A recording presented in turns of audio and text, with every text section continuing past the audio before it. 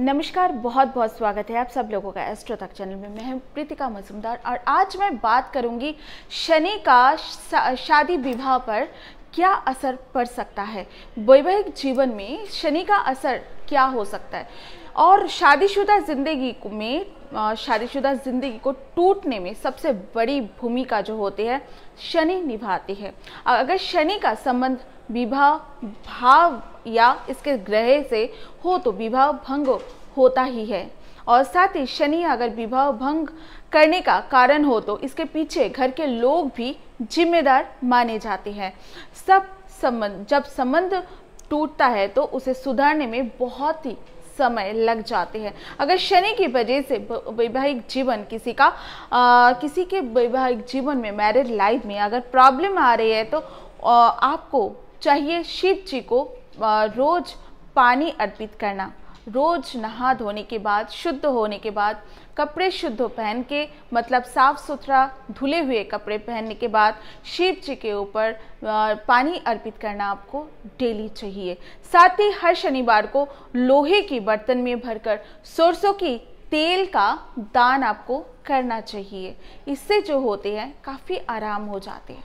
ऐसा नहीं है कि शादी में आने वाली प्रॉब्लम्स के लिए सिर्फ शनि ही जिम्मेदार होते हैं। दूसरे ग्रह भी अगर दूसरे ग्रह का भी इसमें दोष माना जाता है। कई बार होता है शादी विवाह में अड़चन आ जाते हैं और कुंडली के मंगल में दोष हो तो शादीशुदा जिंदगी जो होते हैं वो नरक बन जाते हैं। मंगल का शादीशुदा जिंदगी में बहुत ज़्यादा असर पड़ते हैं।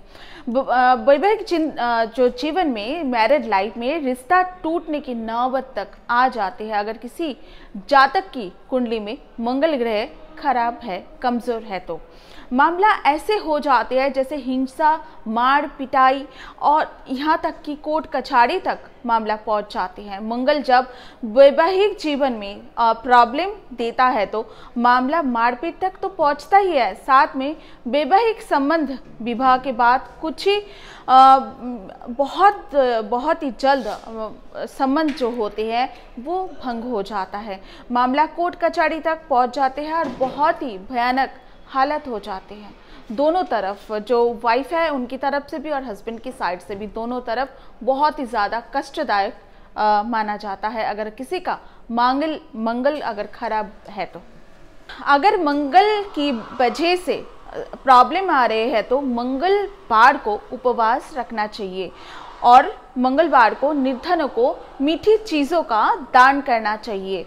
मंगलवार जो है आपको लाल रंग का प्रयोग कम से कम आपको करना चाहिए। अगर लाल रंग का प्रयोग मंगलवार को आप करें भी, बहुत डार्क रेड कलर ना यूज़ करें।